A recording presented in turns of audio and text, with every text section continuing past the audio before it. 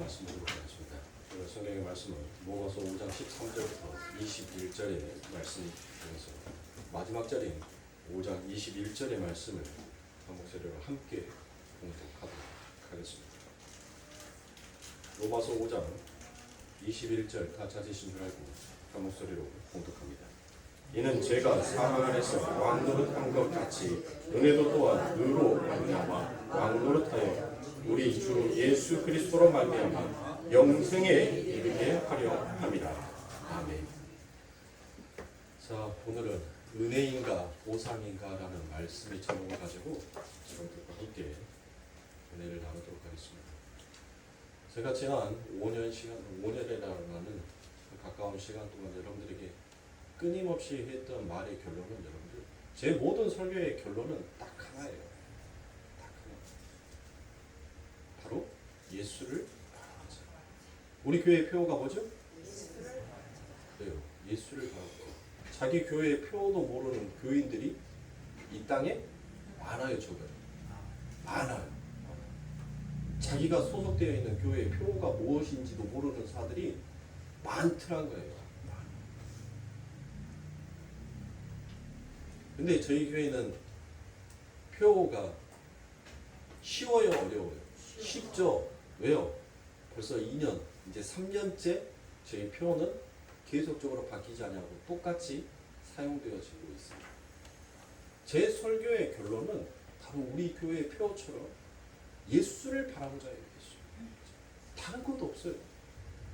그냥 막연자실 예수를 바라보자라고 하니까 그 안에 담겨져 있는 그 뜻이 무엇인지를 우리 성도들이 이해를 못하니까, 그래서 제가 성경의 말씀들을 풀어서 왜 우리가 예수를 바라봐야 하는지, 성도의 본무가 무엇인지를, 그것을 성경의 말씀들을 풀어서 여러분들에게 드리는 거예요.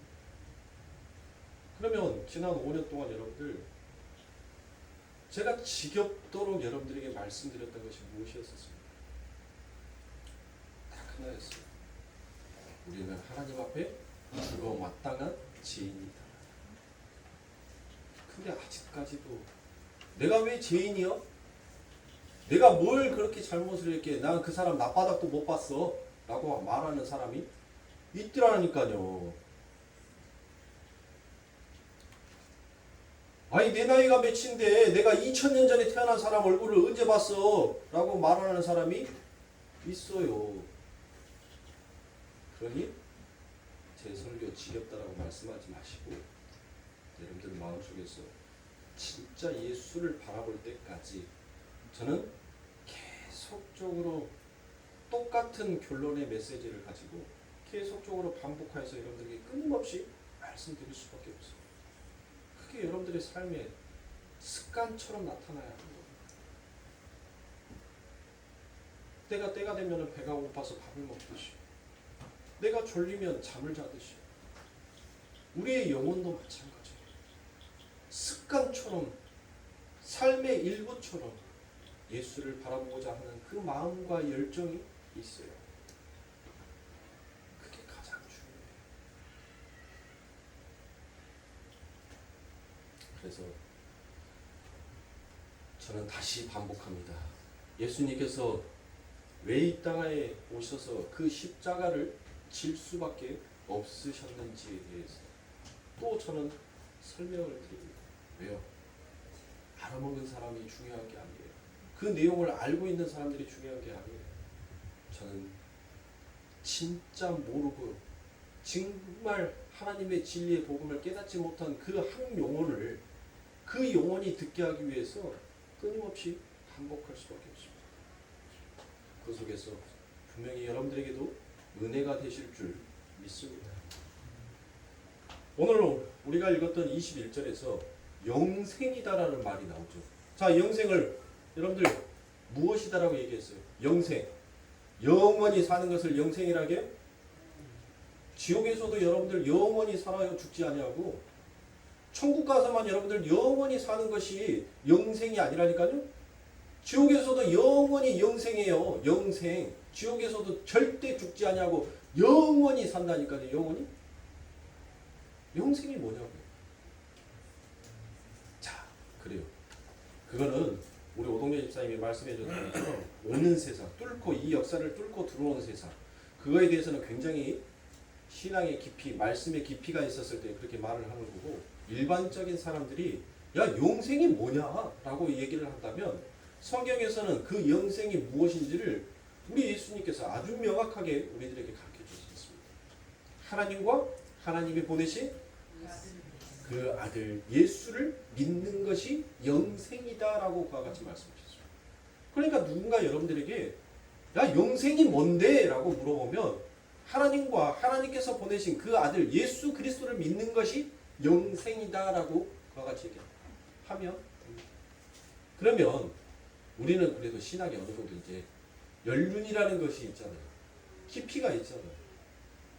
그러면 거기에서 조금 더 깊이 있게 설명을 해줄 필요가 있겠죠. 자, 영생이라는 것은 우리가 예수 그리스도를 믿고 영생을 얻었다는 것은, 즉 다른 말로 하면 이제 나는 나의 육의 생명을 버려버린 자다라는 것으로 설명을 할 수가 있어요. 왜요? 갈라디아서 2장 20절의 말씀이 있죠. 그 말씀을 근거하여 영생은 나의 생명으로 사는 것이 아니라 또 다른 생명으로 사는 것이 그게 영생이다라고 설명할 수 있어요. 그러면 또 다른 생명이 무엇이냐? 그때 갈라디아서 2장 20절의 말씀을 가져다가 예수 그리스도로 사는 것이 또 다른 생명으로 사는 것이다라고 설명을 매끄럽게 할 수 있어요. 영생 하면은 영원히 사는 거다라고 이렇게 말씀하시면 우리 성도님들 아니에요. 제 설교 안 들으신 분들.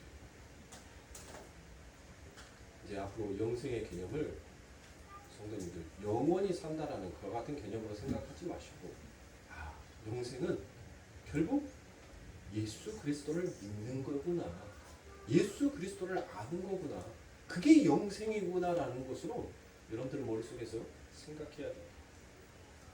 그래서 왜 하나님께서 영생이라는 이 말씀을 가져다가 하나님과 하나님께서 보내신 그 아들을 믿는 것이 영생이다라고 말씀하셨을까요? 즉 그 말은 무엇이에요? 다른 말로 그 말을 간단하게 표현한다면 천국은 누구를 알지 못하는 자는 들어올 수 없다는 거예요. 그래요. 예수를 알지 못하는 자. 왜요? 하나님은 영이시니까. 영을 우리가 어떻게 보냐고. 그렇죠. 하나님은 영이시니라고 되어 있잖아요. 하나님은 영이란 말이에요. 그래서 하나님은 우리의 눈으로 볼 수가 없어요. 근데 그 영이신 하나님이 볼 수 있는, 만질 수 있는, 느낄 수 있는 하나님으로 오셨잖아요. 그분이 누구예요?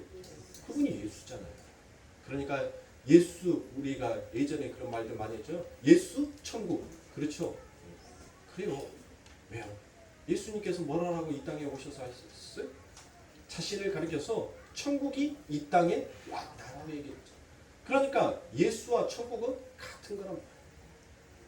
예수를 알지 못하면 영생을 알지 못하는 거고, 영생을 알지 못하니까 결국 그는 천국을 살 수 없는 자라는 것이에요. 그게 영생에 담겨져 있는 뜻입니다. 그러므로 사랑하는 성도님들, 결코 예수를 알지 못하는 사람이 우리가 천국을 간다? 그건 여러분들의 내 꿈의 소원은 통일이 아니라 내 꿈의 소원은 천국. 그냥 그거는 여러분들의 소망일 뿐이에요. 소원일 뿐이란 말이에요.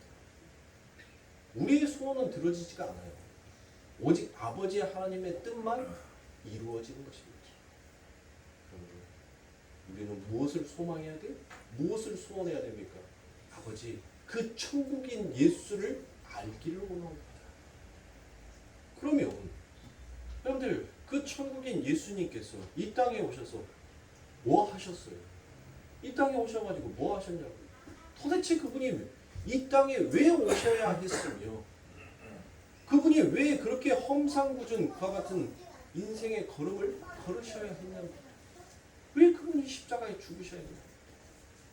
도대체 우리가 하나님과 어떠한 자유였기에 그 예수라는 그 천국이 이 땅에 와서 그렇게 죽을 수밖에 없는 그런 계획이 왜 세워져야 했는지를 그거를 여러분들 성도는 늘 가슴에 품고 살았습니다. 그게 성도의 본분이에요. 그게 성도가 해야 할 마땅한 일이라는 것이에요. 그냥 예수님께서 이 땅에 오셨다? 그거 뭐 하려고? 내 죄 사해 주려고 왔대. 그래서 십자가에 죽었대. 근데 죽음으로 끝나는 것이 아니라 3일 만에 부활했대. 이렇게만 알고 있으면 아직 여러분들 이제 걸음마 뛴 아장아장으로 신앙밖에 되지 않는다. 왜 우리 예수님께서 도대체 내가 그 예수님과 어떠한 관계 속에 있었기에 이렇게 오실 수밖에 없을까? 그것을 성도는 깊이 알아요. 그것을 아는 자가 신앙에 있어서 하나님께서 내게 주어지는 것이 보상이 아니라 은혜였구나라는 것을 알 수 있게 됩니다. 그런데 오늘날 성도들은 하나님 앞에 그것이 은혜였다라고 고백하는 것을 늘 착각하고 늘 망각하여 버리더라는 것입니다. 늘 보상으로 여겨요. 보상. 하나님 내가 이만큼 했으니까 하나님께서 내게 이만큼 해주셔야 하지 않겠습니까? 라는 보상 정도로만 생각하더라는 것입니다. 그러니 신앙에 진척도 없죠. 신앙생활이 재미도 없는 거예요.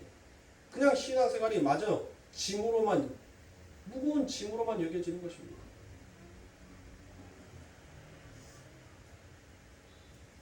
그래서 오늘날 이 땅에 부름받은 자들은 많은데 택함받은 자들이 없더라는 것입니다.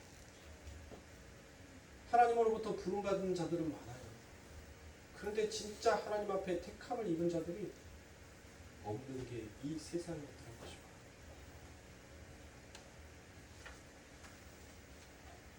그러므로 오늘 우리가 보는 이 본문에서 그와 같은 모든 우리들의 마음속에 가지고 있는 신앙의 질문들에 대한 그 답이 아주 간략하고 명확하게 잘 설명이 되어 있습니다.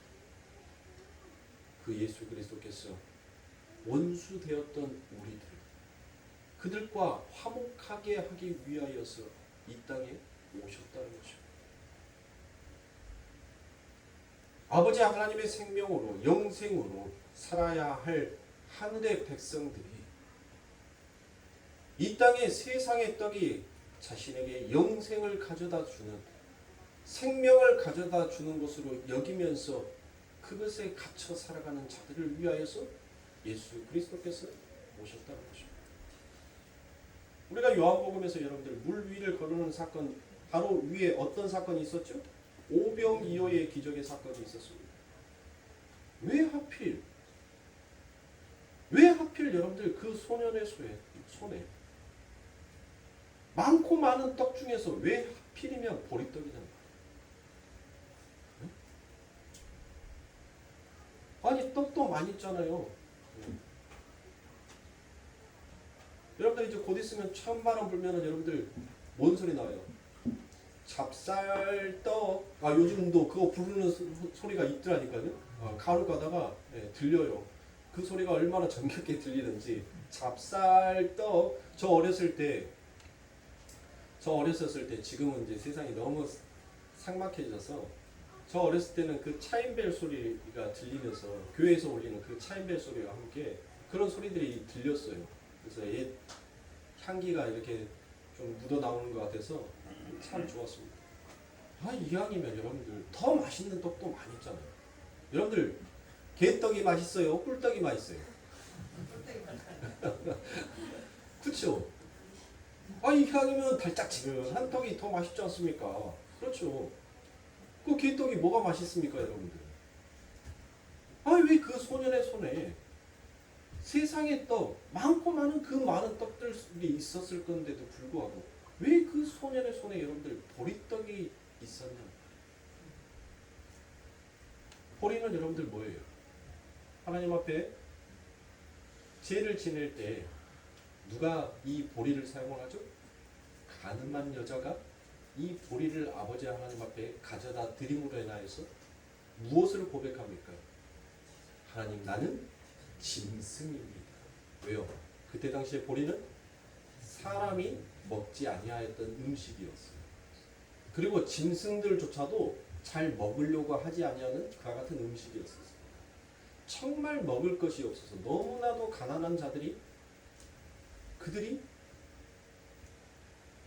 흉년이 들었었을 때 그때 그 짐승이 먹는 보리로 떡을 만들어서 먹기도 했어요. 근데 그만큼 이 보리떡이라는 것은 부정한 떡에 가까운 것입니다. 근데 그 손에 보리떡이 있었어요.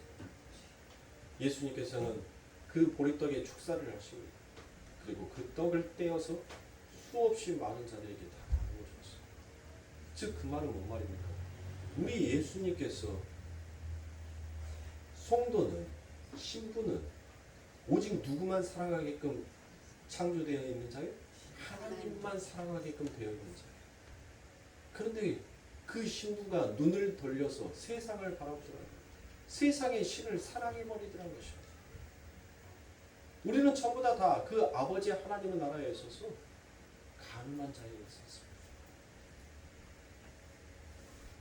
그래서 그런 가늠한 자가 돌로 쳐 죽임을 당해도 마땅한 자가 우리 예수님께서 당신이 친히 가늠한 자가 되어서 그 가늠한 자들이 먹어야 할 그 떡을 아버지 하나님의 은혜로 이제 생명의 떡으로 그 떡을 바꾸어서 그들에게 나누어 주시더라는 것입니다. 물고기 2조각이죠. 멸치만한 여러분들 물고기 2마리라니까는 부시리만한 방어만한 그런 큰 물고기를 가져다가 우리 하나님께서 축사하여가지고 그것을 떼어줬다라고 생각하지 마세요. 제가 분명히 그 해석했었을 때 원문에서는 멸치만한 거예요. 멸치. 여러분들 멸치가 커요? 아니 애기가 한번 생각해 보세요. 애기들이 바닷가에 가서 물고기를 잡는다면 여러분들 지보다 더 큰 방어만한 물고기 잡겠냐고요. 방어한테 빰만 안 받고 오면 다행이지. 멸치만한 아주 작은 물고기 그 2마리를 손에다가 간직하고 있었다. 자, 물고기는 뭐라고 했습니까? 닭을 하겠죠. 그 닭 안에는 뭐가 있었으면 풍요와 다산이라는 그와 같은 의미가 그 안에 담겨져 있다고 했습니다.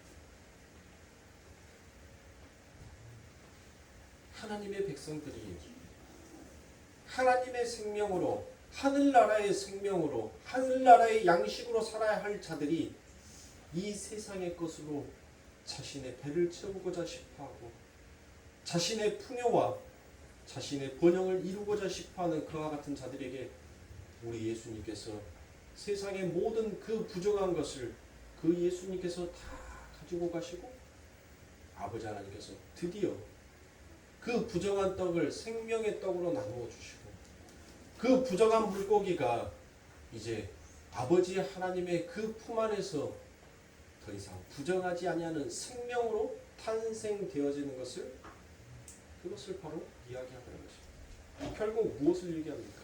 구원을 이야기하는 거죠. 예수를 설명하고 있는 거예요. 그 예수가 그 부정하고 더러운 것을 어떻게 정결케 하여서 살려냈는지를 그것을 설명하여 주고 있는 것입니다. 그래서 오늘날 이 땅을 살아가는 성도들에게 가장 필요한 것은 바로 하나님의 긍휼인 것입니다. 긍휼은 무엇이다? 어떤 단어가 똑같다고 하겠습니까? 엄마의 자궁과 같다라고 말씀을 드렸죠. 그러니까 하나님의 백성은 하나님의 품 안에 안겨 있을 때만 가장 안전함, 가장 편안함을 느낄 수 있다는 것이죠. 오늘 이 땅을 살아가는 우리 성도님들의 삶 가운데 바로 이와 같은 하나님의 긍휼하심이 필요하다는 것입니다. 얼마나 불안전합니까? 얼마나 불안합니까? 얼마나 초조합니까? 얼마나 조급합니까? 내 생각과 내 계획으로 가려고 하니 늘 바쁘고 늘 분주하더란 것입니다. 그러나 하나님 품 안에 들어가니 그 모든 생각들이 이 모든 것이 하나님의 은혜로다라고 바꾸어 버리니까 더 이상 내가 조급해야 할 그 모든 것들이 없어지더라는 것입니다. 오늘 이 세대를 살아가는 모든 자들에게 이와 같은 아버지 하나님의 긍휼, 그 긍휼이 충만하게 여러분들의 삶에 덮어지기를 저는 또 한 번 여러분들의 삶 가운데 축원합니다. 그러므로 사랑하는 성도님들, 우리 아버지 하나님 앞에 늘 하나가 되기를 사랑하는 성도님들 소망하십시오. 아기가 엄마의 품에 안겨 있을 때 여러분들, 그때가 가장 고생인 것 같지만 그때가 가장 편해요. 그때가 가장 편합니다. 아이가 어느 정도 커서 이제 자기의 주장을 내세우기 시작하면 여러분들 못하는 거예요. 그때부터 골치 아파지기 시작하는 거예요. 그래서 품 안에 자식이에요. 자기의 사고가, 자기의 주장이 내세워지기 전에는 뭐 할 수 있어요? 내 품 안에서 있으니까 수고스럽고 고생스럽기는 하지만은 그래도 편했단 말이에요. 그런데 이제는 자기의 독립성을 주장하고 자기의 자아를 추구하고 발전하기 시작할 때부터 여러분들 부모는 뭐예요? 머리 아파요. 머리 아파요. 하나님의 백성, 성도는 하나님의 품 안에 있을 때 가장 행복하다는 것을 알아야 합니다. 우리 스스로가 하나님 없이 나는 독립적으로, 나는 내 자아를 개발하고 발전시켜서 얼마든지 살 수 있는 자입니다라고 할 때부터 우리들에게 뭐가 떠나가기 시작하는 거예요? 그 아버지 하나님의 은혜가 점점 내 삶 가운데서 떠나가기 시작하는 것입니다. 은혜가 떠나가니 하나님의 긍휼이 더 이상 내 삶에 감사로 오지가 않다는 것입니다. 그러므로 오늘 본문의 말씀을 가지고 제가 마태복음의 말씀을 가져다가 정말 우리들의 신앙 가운데 주어지는 이 모든 것들이 과연 은혜였는지 보상이었는지를 오늘 말씀을 설명하고 다음 시간에 이어서 더 설명을 드리도록 하겠습니다. 자, 마태복음 20장 1절부터 19절까지의 말씀입니다. 제가 마태복음 20장 1절부터 19절의 말씀을 읽어드리도록 하겠습니다. 천국은 마치 품꾼을 얻어 포도원에 들여 보내려고 이른 아침에 나간 집 주인과 같으니 저가 하루 한 데나리온씩 품꾼들과 약속하여 포도원에 들여보내고 또 제3시에 나가보니 장터에 놀고 있는 사람들이 또 있는지라 저희에게 이르되 너희도 포도원에 들어가라. 내가 너희에게 상당하게 주리라 하니 저희가 가고 제6시에 제9시에 또 나가 그와 같이 하고 제11시에도 나가보니 섰는 사람들이 또 있는지라 가로되 너희는 어찌하여 종일토록 놀고 여기 섰느냐 가로되 우리를 품꾼으로 쓰는 이가 없음이니이다. 가로되 너희도 포도원에 들어가라 하니라. 저물매 포도원 주인이 청지기에게 이르되 품꾼들을 불러 나중 온 자부터 시작하여 먼저 온 자까지 싹을 주라 하니 제11시에 온 자들이 와서 한 데나리온씩 받거늘 먼저 온 자들이 와서 더 받을 줄 알았더니 저희도 한 데나리온씩 받은지라. 받은 후 집주인을 원망하여 가로되 나중 온 이 사람들은 1시간만 일하였거늘 저희는 종일 수고와 더위를 견딘 우리와 같게 하였나이다. 주인이 그 중에 한 사람에게 대답하여 가로되 친구여 내가 내게 잘못한 것이 없노라. 내가 나와 한 데나리온을 약속하지 아니하였느냐. 내 것이나 가지고 가라. 나중 온 이 사람에게 너와 같이 주는 것이 내 뜻이니라. 내 것을 가지고 내 뜻대로 하는 것이 아니냐. 내가 선함으로 내가 악하게 보느냐. 이와 같이 나중된 자로서 먼저 되고 먼저 된 자로서 나중되리라. 예수께서 예루살렘으로 올라가려 하실 때 12 제자를 따로 데리시고 길에 이르시되 보라 우리가 예루살렘으로 올라가노니 인자가 대제사장들과 서기관들에게 넘기우며 저희가 죽이기로 결항하고 이방인들에게 넘겨주어 그를 능혹하며 채찍질하며 십자가에 못 박게 하리니 제3일에 살아나리라. 자, 여러분들이 이 내용은 포도원 품꾼의 비유입니다. 근데 이 포도원의 품꾼의 비유가 무엇으로 결론이 납니까? 제가 마지막에 읽어드렸던 19절에 무엇을 얘기합니까? 십자가를 얘기하죠. 자, 십자가로 결론이 났다는 것은 지금 이 포도원의 비유의 말씀이 지금 누구를 상징하고 있다는 거예요? 예수를 상징하고 있다는 것을 우리는 쉽게 추측을 할 수 있는 것입니다. 자, 여러분들 잘 보세요. 지금 예수님께서는 이 마태복음 20장에 관련되어 있는 이 말씀을 가져다가 무엇을 설명하고 있는 거예요? 천국을 설명하고 있는 것이죠. 천국에 마치 품꾼을 얻어 포도원에 들여보내려고. 자, 이 포도원은 무엇을 상징하겠어요? 천국을 상징하는 것입니다. 그리고 이른 아침에 나간 집주인과 같으니 이것은 누구예요? 바로 예수님을 말씀합니다. 그리고 저가 하루 한 데나리온씩이라는 이 말씀이 있죠. 이것이 바로 뭐예요? 이게 바로 구원이라는 거예요. 이게 하나님께서 성도에게 주는 은혜의 선물이라는 것이에요. 자, 즉 천국은 우리 아버지 하나님의 마음을 알지 못하는 자는 그 천국에 얼마나 우리들에게 값진 선물이었고 큰 은혜였는지를 알지 못하는 것입니다.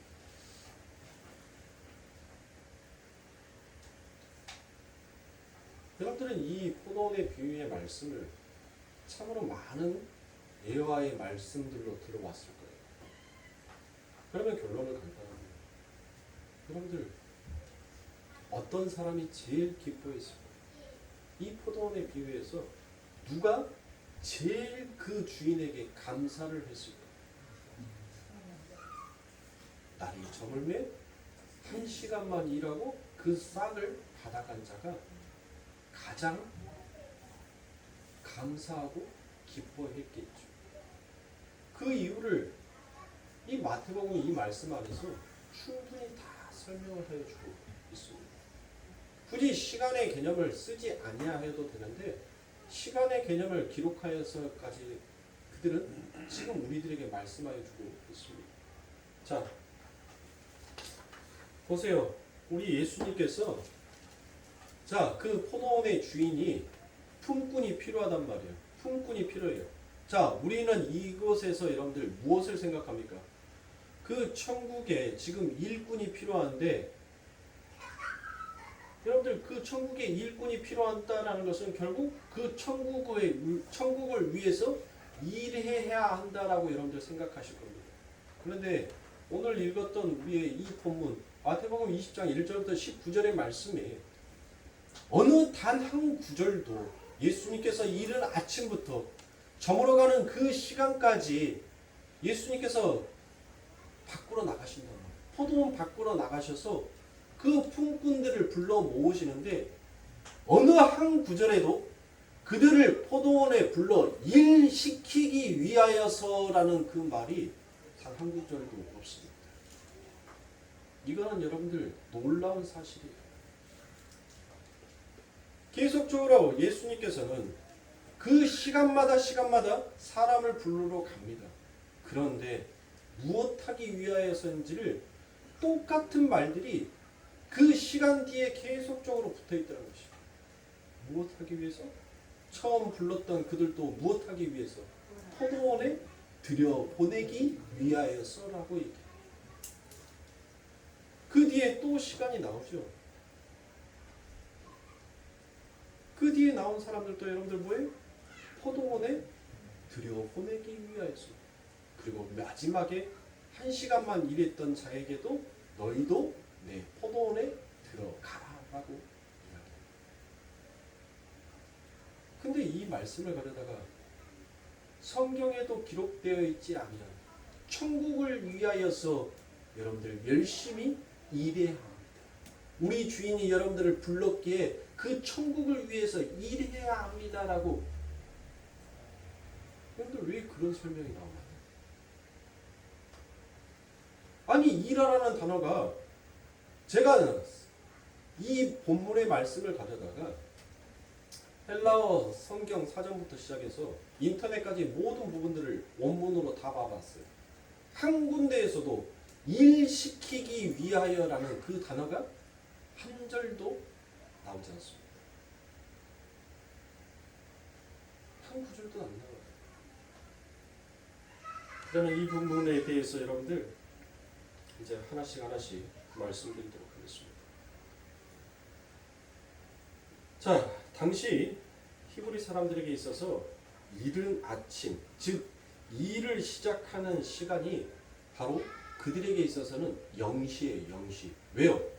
이 히브리 시간이랑 우리 시간이랑 여러분들 시간의 개념의 차이가 다르다겠죠? 우리는 하루 날짜가 어떻게 돼요? 자, 00시가 돼야지. 그래야지 우리는 하루가 지나갔다라고 그와 같이 생각을 하지 않습니까? 근데 이 히브리 사람, 이들에게 있어서는 하루를 어떻게 보는 거예요? 해가 져버리면 하루가 갔다라고 생각을 해요. 그래서 이들에게 있어서 이른 아침은 곧 새벽 6시를 말하는 거예요. 이들에게는 그 시간이 0시예요. 0시. 그러니까 우리랑 몇 시간 차이가 나는 거예요? 6시간 차이 나죠? 네, 6시간. 자, 우리 예수님께서 그 0시에 나간 거예요. 포도원 밖을 나가셨어요. 그리고 그들에게 뭔 데나리온? 한 데나리온을 주겠다 말씀하시고 너희도 내 포도원에 들어와서 일해라라고 말씀합니다. 그렇죠? 여러분들 보세요. 우리가 그때 당시에 이 히브리 사람들에게 있었을 때도 여러분들 이 밥 먹는 개념이 그렇게 여러분들 3세끼를 다 챙겨 먹을 만큼 그와 같은 식사의 개념이 아니었어요. 그때 당시에도 여러분들 정말 부자로 잘 사는 사람들이 2끼를 먹었습니다. 2끼. 보편적인 사람들은 거의 한 끼 정도 먹었을 정도로 그렇게 여러분들 이 먹는 것에 대한 것들에 늘 배고픔이 있었던 거예요. 그래서 우리나라도 여러분들 아침, 점심, 저녁 3끼 다 챙겨 먹는 것이 얼마 되지 않아요. 자, 우리말에서 여러분들 아침이랑 점심은 우리나라 말이에요. 아니, 아침이랑 저녁은 우리나라 말입니다. 그런데 점심은 아직도 중국의 말을 가져다가 점심이다라고 얘기해요. 점 하나 찍는 식사다. 그러니까 아주 가볍게 먹고 가는 식사, 그것이 바로 점심이다라고 이야기를 합니다. 자, 이 한 데나리온은 이들에게 있어서 한 끼 정도의 식사를 해결할 수 있는 그 정도의 돈의 가치가 있어요. 그 정도의 돈의 가치. 자, 가장이 이른 아침에 가족들에게 내가 한 끼의 식사를 벌어오기 위해서 나 나가서 일하러 갔다 올게 라고 얘기를 합니다. 그래서 나갔어요.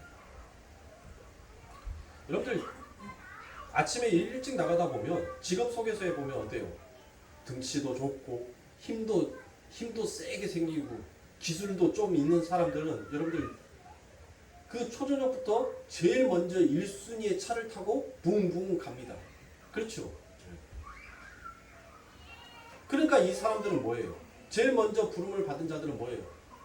자신들은 굳이 당신이 나를 불러주지 아니하여도 나는 내 힘과 내 기술과 내 능력이 있는 자입니다라는 것을 자신의 것을 내려놓지 못하는 자들이었어요.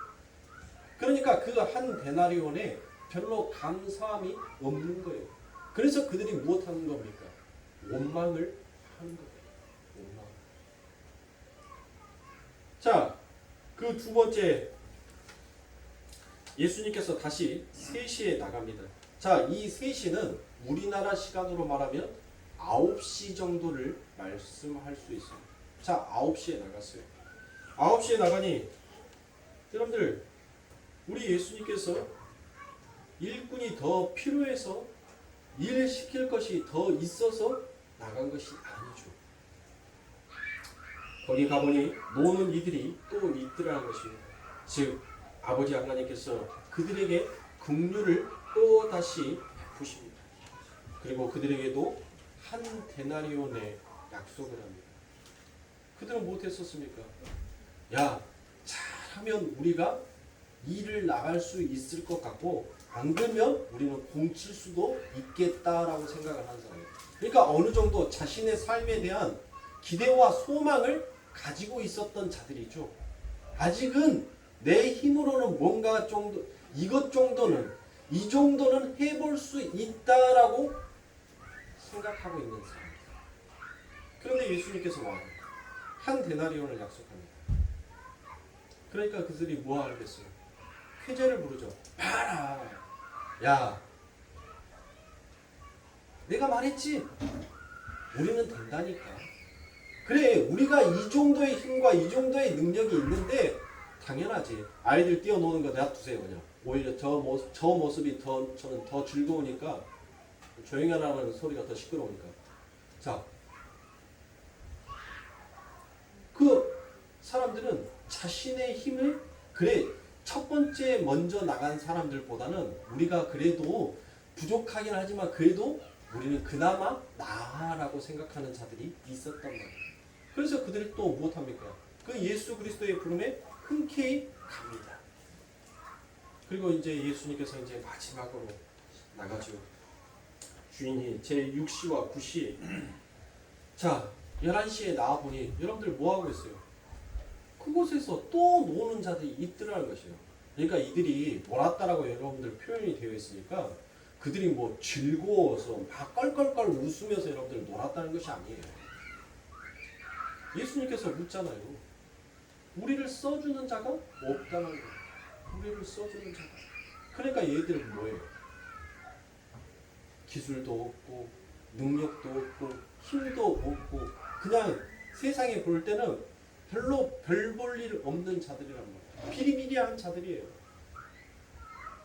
그런데 예수님이 그들에게 긍휼을 베풉니다. 하나님께서 그들에게 사랑을 주시는 거예요. 아무도 그들을 데리고 가려고 하지 않았어요. 아무도 그들을 일시키려고 하지 않았어요. 그들은 뭐 했겠습니까?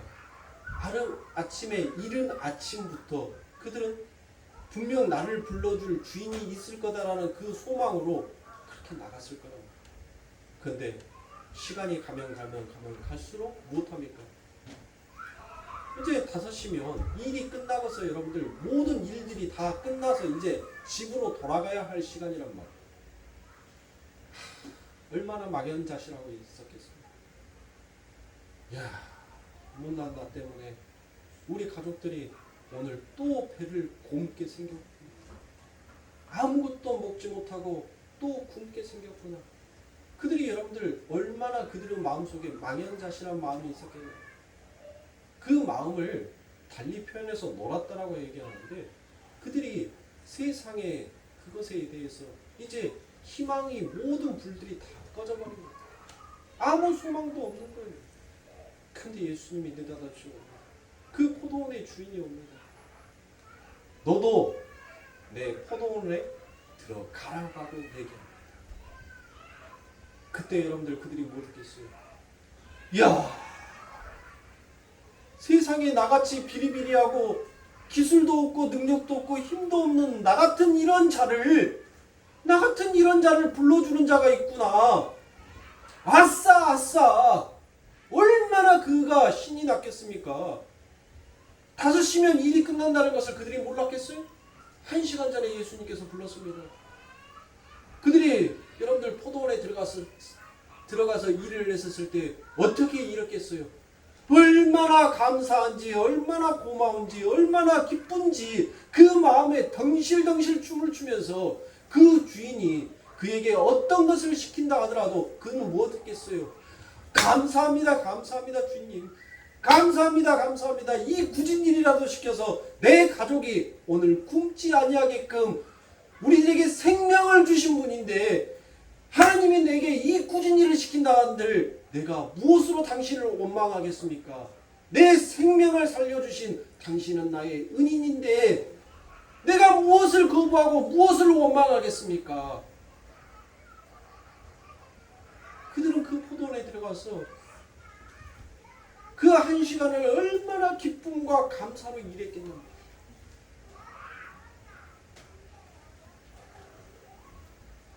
여러분들에게 주어지는 그 구원이 너무 일찍 주어져서 여러분들 그것이 여러분들에게 감사로 오지 않습니까? 너무나도 당연한 보상으로만 여러분들 여기고 계십니까?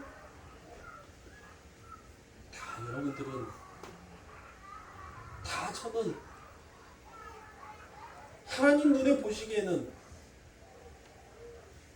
힘없고 보잘것없는 부정하기 짝이 없는 그와 같은 자들이었습니다. 누군가 나를 불러주지 아니하면 나는 굶어서 아사할 수밖에 없는, 나는 죽을 수밖에 없는 그와 같은 자들이었어요. 이 역사가 마찬가지지 않습니까? 이 세상이 마찬가지지 않습니까? 사망의 죽음의 늪에서 누가 나를 건져주지 아니하면 나는 그대로 죽을 수밖에 없는 자들이었어요. 그런데 예수님께서 이 땅에 오십니다. 그리고 불러주시는 겁니다.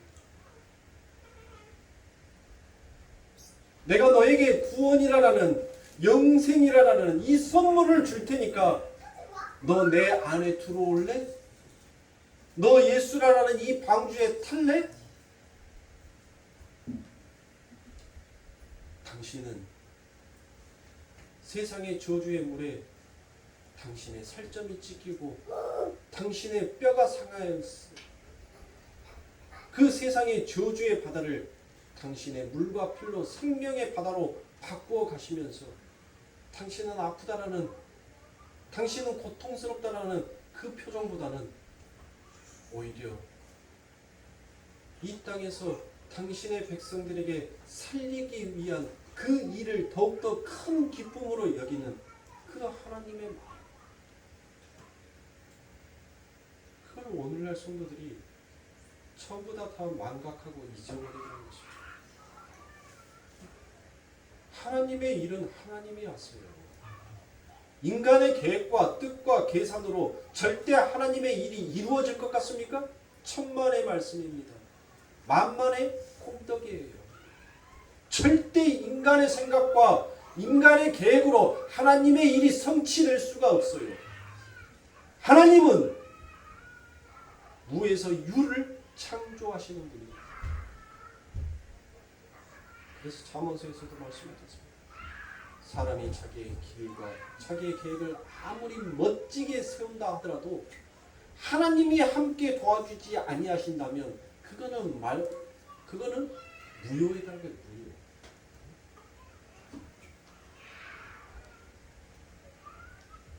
우리의 계획, 우리의 생각, 그래요. 우리의 계획과 향방 없이 가는 것보다는 올바른 계획, 바른 삶을 살아가는 것이 어찌 중요하지 아니하겠습니까? 그런데 그게 하나님의 생각보다 나의 생각이 먼저 앞서버리면 그곳에는 늘 무엇이 일어나게끔 되어 있어요? 원망과 불평이 일어나게끔 되어 있다. 왜요? 하나님, 나 당신의 나라를 위해서, 당신의 포도원을 위해서 내가 이만큼 열심을 다해서 일을 하였는데 나에게 돌아오는 보상은 칭찬이 아니라 하나님 이런 지탄이 옵니까? 이런 원망이 나오더라고요. 그들이 진짜 하나님 앞에 나 은혜 받은 자입니다라고 하는 말이 타당키냐 하는 것이에요. 늘 마음속에 무엇을 간직하고 있었어요? 나 하나님을 위해서 이만큼 열심히 하고 있으니 내게 그만큼의 보상을 주세요 라는 그 마음이 어찌 여러분들 신앙이다라고 말할 수 있냔 말이에요. 그런 기독교는 없어요. 여러분들. 왜 하나님께서 그 애굽이 어떠한 곳이라고요? 아브라함과 롯이 자 조카 롯아 네가 먼저 좌하면 나는 우하겠다라고 얘기합니다. 조카 롯이 뭐합니까? 그것을 보니 무엇과 같다라고 해요? 하나님의 동상과 같다라고 얘기를 해요. 애굽을 무엇으로 표현합니까? 에스겔에서 말씀드렸죠. 그 애굽을 뭘로 표현한다고요? 하나님의 에덴의 동산과 같더라라고 그와 같이 표현을 하지 않습니까? 보세요. 화려하고 잘 먹고 잘 살고 잘 자고 그렇게 살아가는 곳에서 왜 하나님께서 출애굽시키는 거예요? 네? 그게 하나님의 성도가 하늘의 백성이 이 땅을 살아가는 하나님의 복이라면 하나님께서 그 애굽에 더 풍요롭게 해주셔야죠. 더 넘치도록 해줘야죠. 애굽이 어떤 곳이라고요? 물 한 대방만 부으면 쌀을 몇 가마니를 얻어요?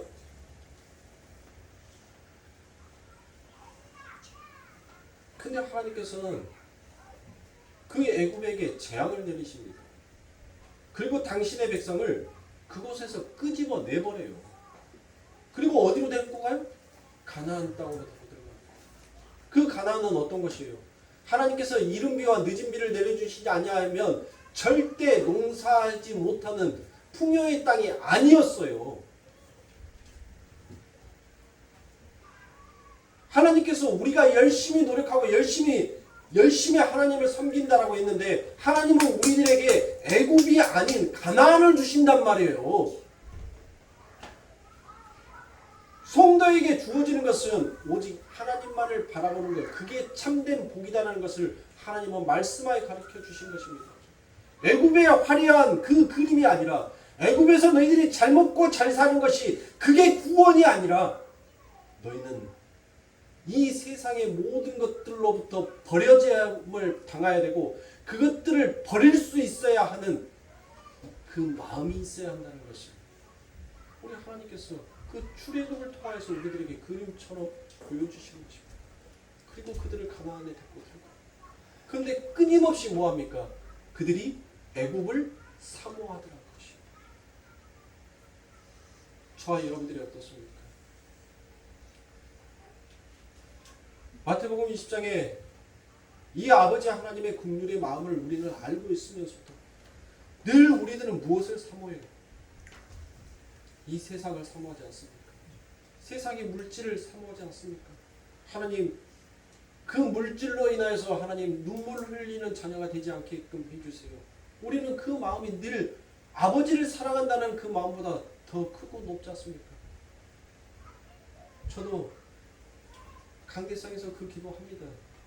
하나님, 내가 하나님 앞에 올려드리는 이 기도가 하나님 잘못된 기도인 줄 알지만 하나님 종이 어디에 가서 세상의 돈을 벌겠나이까? 종이 하나님의 말씀을 떠나서 세상의 떡을 쫓아서 간다는 것이 하나님 과히 말이 됩니까? 하나님, 내가 주를 위하여서 살고 주를 위하여서 죽기로 작정하였사오니 하나님, 내가 세상의 돈으로 세상의 물질로 하나님 근심 걱정하지 아니하게끔 하나님 우리 성도들의 가정과 산업과 직장과 그 모든 것들에 하나님 넘침의 축복을 주시옵소서. 이 기도가 하나님의 교회를 세우고 하나님 앞에 영광을 돌리는 진정한 기도라면 하나님 그 뜻이 이루어지기를 간절히 소망합니다. 종의 손에 다시는 세상의 것으로 슬피 우는 자가 되지 아니하게 하나님 축복해 주세요. 제가 강대상에서 기도했습니다. 그러면서도 성경의 말씀은 늘 무엇을 바랍니까? 여러분들이 세상의 물질에 의해서 여러분들의 마음이 고통스럽고 그 뺏기는 것보다 하나님은 여러분들의 삶 가운데서 하나님의 손길이 떠나버릴까에 대해서 더 두려워하기를 원하시는 것입니다. 사랑하는 성도님들, 제가 이 시간까지 여기까지 오면서 무슨 배짱으로 저 내세울 것도 아무것도 없어요. 저 잘난 것도 아무것도 없습니다. 오늘 이 시간까지 온 것은 아버지 하나님의 그 손길이, 그 하나님의 말씀이, 하나님께서 세우시는 하나님의 교회에 함께하여 주고 계시다는 것을 저는 믿고 있기 때문입니다. 제가 항상 여러분들에게 사람의 눈치를 보지 아니하고 하나님의 눈치를 보는 것은 저에게는 하나님께서 세우시고 하나님께서 지으신 이 하나님의 교회에 그 아버지 하나님의 촛대가 옮겨질까 저는 늘 두렵습니다. 이 종의 잘못으로 하나님의 손길이 이 교회에서 떠나버릴까 하나님, 저는 그게 늘 노심초사합니다. 그래서 하나님, 때로는 버릇없이, 때로는 거칠게 하나님 성도들에게 다그칠 때도 많았습니다. 근데 성도의 눈치보다는 하나님의 그 두려움이 더 크기에 하나님, 저는 강대상에서 말합니다. 저는 여러분들 눈치 안 봐요. 저는 진짜 두려운 것이 우리 교회 성도들을 떠나가는 것이 두려운 것이 아니라 우리 하나님이 우리 교회를 버려버리실까 봐, 이 교회에 하나님의 손이 떠나가실까 봐 저는 항상 두려워요. 그래서 항상 하나님 앞에, 하나님, 이 죽을 죄인 오늘도 이 강대상에 앉을 수 있게끔 축복해 주시면 감사합니다. 그 지옥의 사망의 문을 하나님 오늘도 하나님의 긍휼로 열어주시고 저를 생명의 문 가운데 쓰게 해주시면 감사합니다. 여러분들에게 주어지는 것은 보상이 아니에요. 하나님의 은혜인 것입니다. 사랑하는 성도님들, 저는 문득 제가 이 강대상에 쓰기 전에 일을 회상했어요. 죽음 끝에서 다시 살아났었을 때, 그때 내가 하나님 앞에 나누었던 그 대화의 내용을 다시 한번 생각했어요. 그래, 이젠 인간 이윤성은 이미 그때 교통사고로 이미 그 자리에서 죽었고, 나는 이제 예수의 생명으로 산 자다. 이미 10년 전에 이윤성은 그 교통사고 13중 추돌사고가 났었던 그 혼수 상태에 있었을 때 이미 나는 죽은 자였고, 나는 이제 하나님의 아들로 다시 태어난 자입니다. 그것을 제 가슴 속에서 다시 회상하였습니다. 사랑하는 성도님들, 우리 성도님들에게도 나에게만 예수 그리스도가 아니라 우리 성도님들에게도 예수 그리스도입니다. 여러분도 하나님을 믿기로 약속하셨고, 당신이 나의 구주요 당신은 나의 사랑하는 아버지입니다라고 고백하셨다면 나의 아버지가 여러분의 아버지인 것이에요. 우리 예수님께서 그러지 않습니까? 아버지가 내 안에, 내가 아버지 안에 있는 줄 너희가 안다면 너희 안에 내가 있다. 그러면 아버지와 예수님이 이제 나와 함께하여 주고 계신다는 것입니다. 왜 여러분들 내 삶 가운데 내가 세워놓은 계획이 나의 뜻대로 이루어지지 아니한다고, 왜 하나님 앞에 마치 내가 일한 대가에, 수고의 대가에 보상을 받으려고 하는 것처럼 그렇게 보상을 요구하십니다. 성도님들, 오늘 저와 여러분들이 우리의 기도를 바꿉시다. 하나님 앞에 올리고 하나님을 향하는 그 마음을 한번 우리가 바꿔보자고요. 하나님, 모든 것이 은혜였습니다. 내 삶의 모든 것이 당신의 긍휼이었습니다. 그러니 내게 주시든 주지 아니하든 나는 하나님의 은혜로 살고 싶습니다. 그 고백으로, 그 기도로 여러분들 바꾸어서 여러분들의 삶 가운데 놀라운 하나님의 일하심이 나타나게 될 것입니다. 사람이 세운 계획, 사람이 마음먹은 그 다짐으로는 절대 하나님께서는 그곳에 일하지 않습니다. 우리의 생각과 우리의 계획이 전부 다 예수 그리스도의 말씀 앞에서 꺾어질 때 드디어 아버지 하나님께서는 거기에서 엄청난 놀라운 역사하심을 드러내고 나타내실 겁니다.